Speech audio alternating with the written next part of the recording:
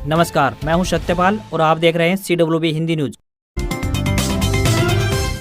शक संवत 1947 विक्रम संवत 2082 आज श्रावण मास के शुक्ल पक्ष की चतुर्दशी तिथि और दिन शुक्रवार है। तदनुसार अंग्रेजी तारीख 8 अगस्त सन 2025 चतुर्दशी तिथि 8 अगस्त को दोपहर 2:13 तक रहेगी।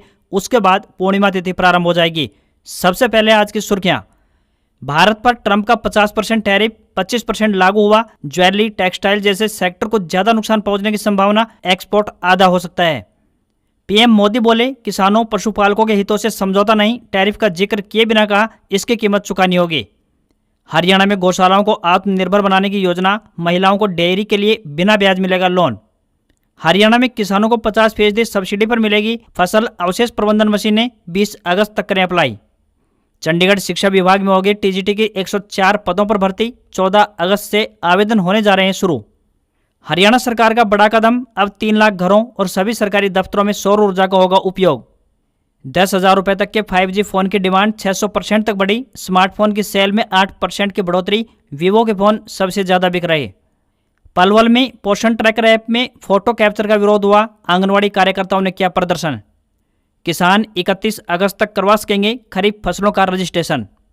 हरियाणा में 8 से 9 अगस्त तक महिलाओं और बच्चों के लिए फ्री बस यात्रा। रक्षाबंधन पर सीएम नायब सिंह सैनी का बड़ा ऐलान।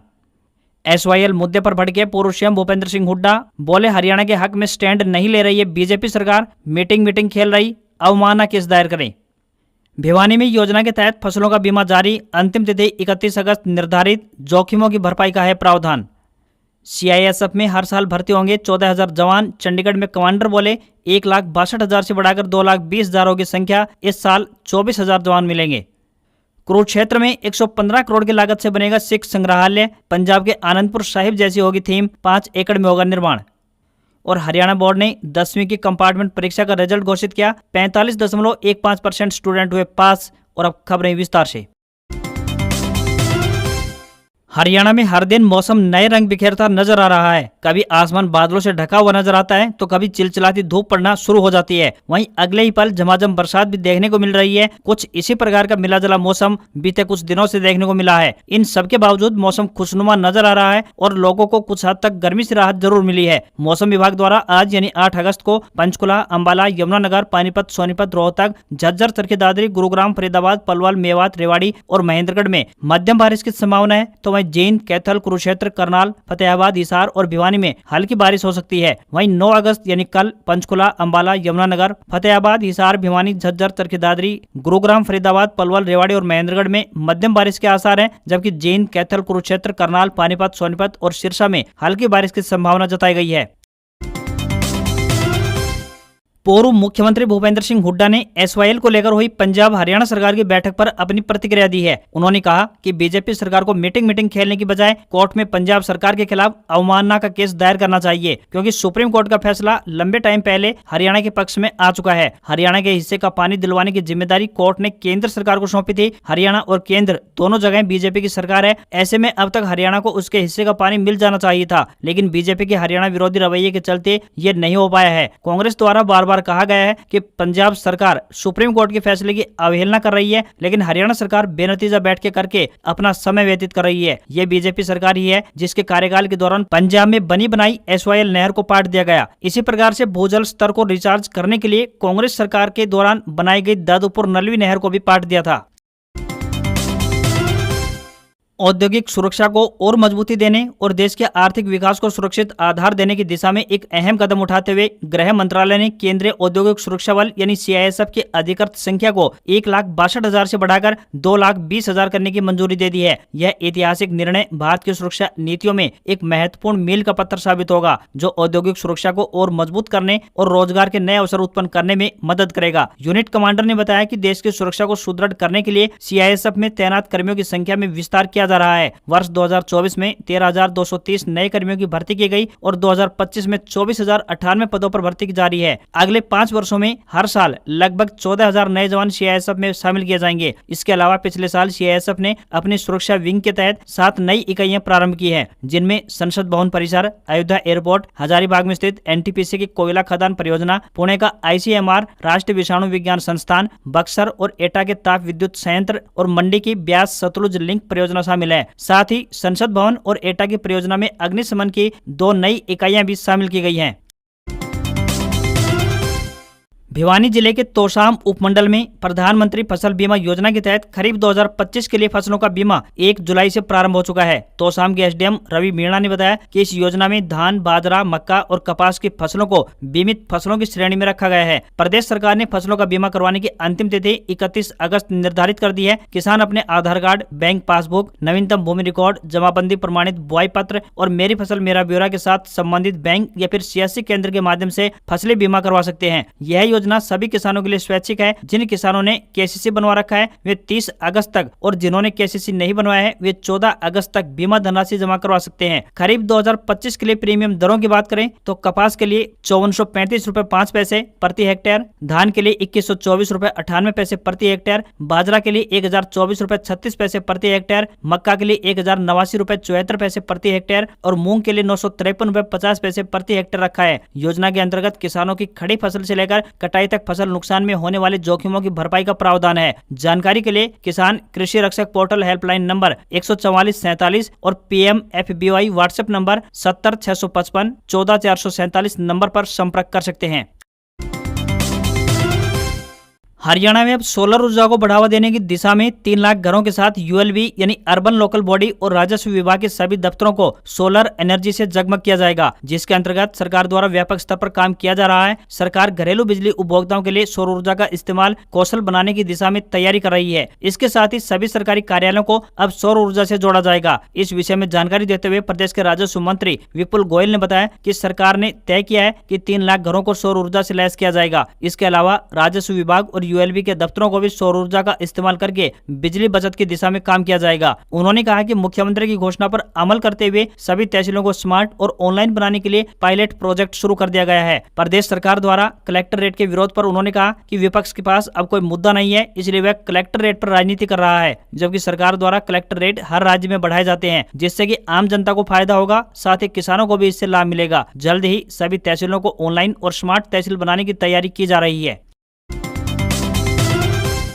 रक्षाबंधन के पावन पर्व पर हरियाणा सरकार ने महिलाओं को बड़ी सौगात दी है। दरअसल रक्षाबंधन के दौरान महिलाओं और 15 साल तक की आयु के बच्चों को रोडवेज बसों में मुफ्त यात्रा की सुविधा दी जाएगी। इस विषय में मुख्यमंत्री नायब सिंह सैनी ने परिवहन मंत्री अनिल विज के प्रस्ताव को मंजूरी दे दी है। इस सुविधा से हजारों महिलाओं को फायदा पहुंचेगा जो रक्षाबंधन पर एक स्थान से दूसरे स्थान पर यात्रा करती है। रोडवेज विभाग की साधारण बसों में महिलाएं और 15 वर्ष तक के बच्चे 8 अगस्त दोपहर 12 बजे से 9 अगस्त रात 12 बजे तक बिना किसी शुल्क की यात्रा कर पाएंगे। इस योजना को लागू करने के लिए परिवहन विभाग द्वारा सभी डिपो को निर्देश जारी कर दिए जाएंगे।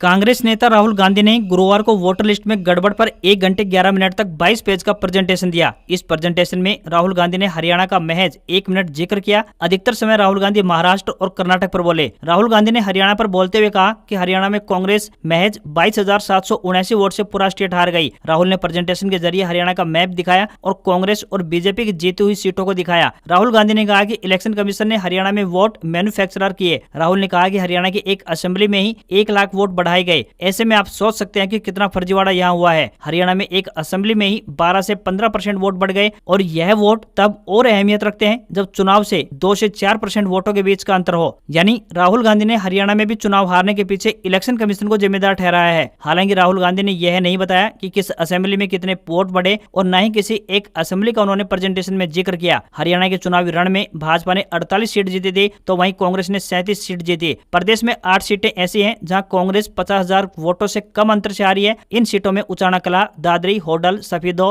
घरोंडा, असंध, राई और खरखोदा विधानसभा आती है। उचाना कला सीट कांग्रेस ने महज 32 वोटों से हारी थी। इसके अलावा इनेलो की झोली में गई डबवाली और रानिया विधानसभा भी कम अंतर से ही कांग्रेस हार गई थी। यही कारण है कि कांग्रेस बार बार बीजेपी पर धांधली करने का आरोप लगाती रही है।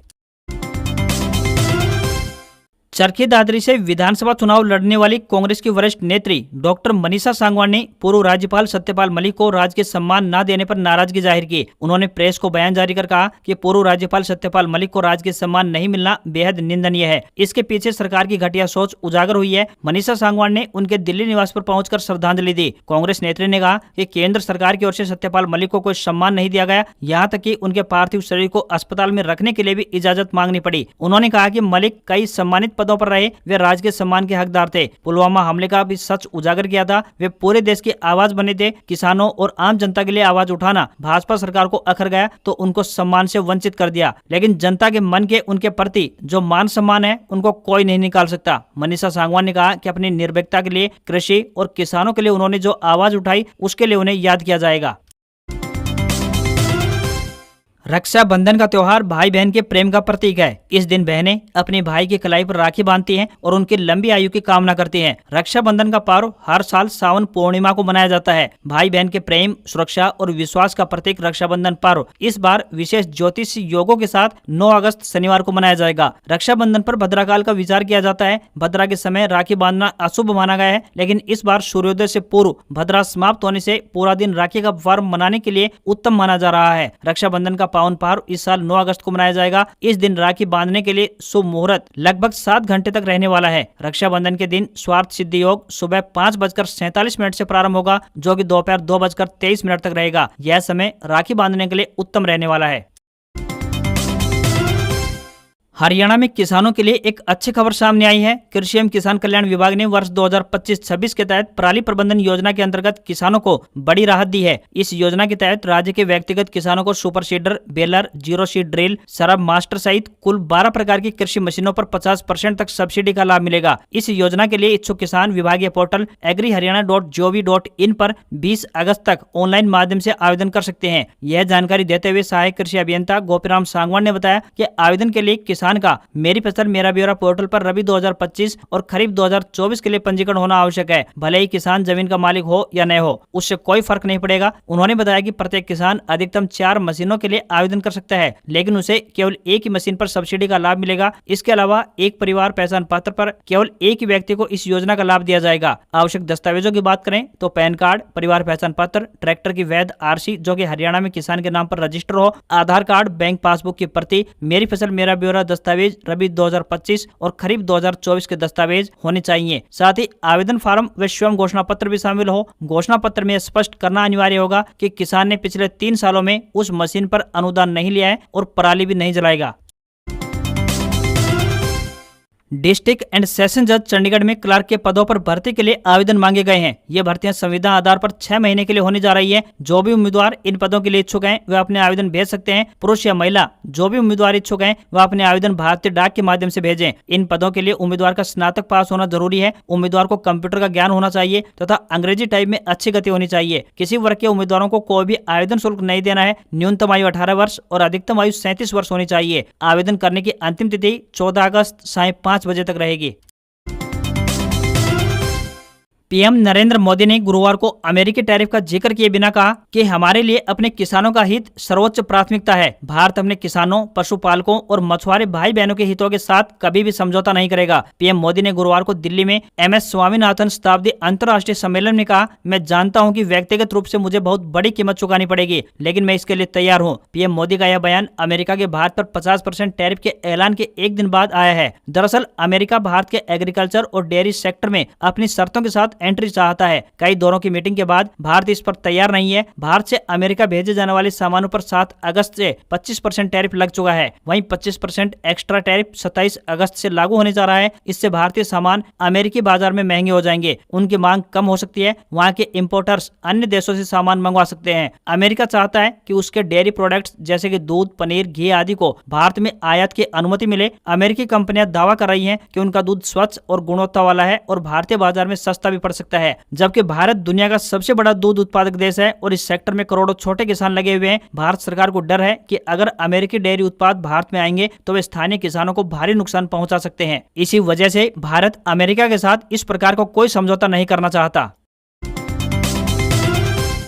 हरियाणा में गौशालाएं अब सिर्फ गायों की देखभाल तक सीमित नहीं रहेंगी। सूबे की नायब सैनी सरकार ने प्रत्येक गौशाला में गोबर गैस प्लांट स्थापित करने की योजना बनाई है। इससे पैदा होने वाली गैस ऊर्जा का स्रोत बनेगी। साथ ही गोबर से पेंट व दूध से उत्पाद तैयार कर गौशालाओं को आर्थिक रूप से आत्मनिर्भर बनाया जाएगा। गौशालाओं की छवि बदलने की दिशा में ही सरकार ने एक कदम उठाया है। यहाँ गोबर से गैस, गोमय से पेंट और दूध से घी, मिठाइयाँ और अन्य उत्पाद तैयार किए जाएंगे। इससे ग्रामीण स्तर पर रोजगार की संभावनाएं भी पैदा होंगी। इतना ही नहीं, ग्रामोद्योग और महिलाओं को ब्याज मुक्त ऋण से जोड़कर महिला सशक्तिकरण को भी बढ़ावा दिया जाएगा। दूध से बने उत्पाद बाजार में आएंगे। पशुपालन मंत्री श्याम सिंह राणा ने कहा कि अब गौशालाएं महज सेवा स्थल नहीं बल्कि सूक्ष्म उद्योग केंद्र भी बनेंगे। उन्होंने अधिकारियों को निर्देश दिए हैं कि वे सभी गौशालाओं में गोबर गैस प्लांट स्थापित करें। इसके अलावा यहाँ पर गोबर से ही पेंट बनाने तथा दूध से विभिन्न प्रकार के उत्पाद बनाने की संभावनाओं की तलाश करें। इससे जहाँ गौशालाएं खर्च के मामले में आत्मनिर्भर बन सकेंगी तो वहीं लोगों को बेहतर गुणवत्ता के दूध उत्पाद भी मिल पाएंगे। कृषि एवं पशुपालन मंत्री श्याम सिंह राणा ने महिलाओं को डेयरी फार्मिंग के लिए 1 लाख रुपए तक ब्याज मुक्त लोन, देसी सांड के सीमन की लिंग आधारित छटाई के लिए लैब बनाने, गौ सेवा आयोग के लिए रजिस्टर्ड गौशालाओं में शेड बनाने, गौ अभ्यारण्य स्थापित करने, पशु चिकित्सा संस्थानों में दवाइयां और उन्नत डायग्नोस्टिक उपकरण लगाने जैसे घोषणाओं की समीक्षा की। उन्होंने अधिकारियों को जर्जर हालत के पशु चिकित्सा भवनों को जरूरत के अनुसार मरम्मत करने तथा नई बिल्डिंग तैयार करने के निर्देश जारी कर दिए हैं।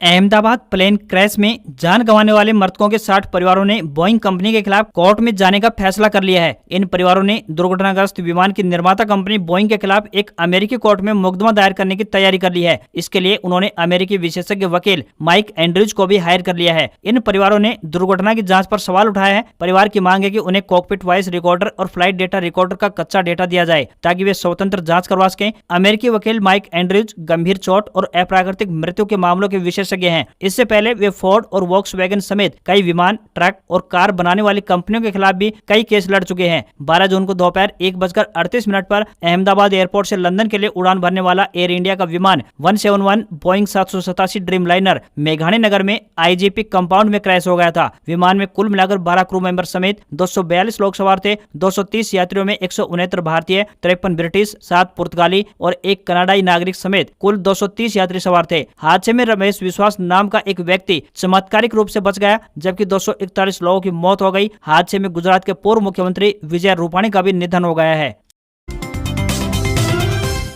भारतीय शेयर बाजार में सेंसेक्स 79 अंक बढ़कर 80,623 के स्तर पर क्लोज हुआ। वहीं निफ्टी में भी 22 अंकों की तेजी रही और ये 24,596 के स्तर पर बंद हुआ। सेंसेक्स ने अपने 79,811 के निचले स्तर से 812 अंक की रिकवरी की। सेंसेक्स के 30 शेयरों में से 17 में बढ़त और 13 में गिरावट रही। आईटी, बैंकिंग और ऑटो शेयर्स में सबसे ज्यादा गिरावट देखने को मिली तो वहीं एफएमसीजी और एनर्जी शेयर्स पर दबाव देखने को मिला। 24 कैरेट सोने की कीमत 251 रुपए बढ़कर 1,0703 रुपए पहुंच गई है तो वहीं चांदी की कीमत 1765 रुपए बढ़कर 1,15,250 रुपए प्रति किलोग्राम पहुंच गई। दिल्ली में 24 कैरेट सोने की कीमत 1,02,700 रुपए और 22 कैरेट सोने की कीमत 94,150 रुपए प्रति 10 ग्राम के स्तर पर बंद हुआ। आज खबरों बस इतना ही। देखते रहिए आपका अपना हरियाणा का सबसे बेहतरीन news channel CWB Hindi news. नमस्कार। इसी आशा के साथ आपका दिन शुभ रहे। रोजाना सबसे पहले खबर देखने के लिए चैनल को सब्सक्राइब और बेल नोटिफिकेशन ऑन करना ना भूलें। नमस्कार।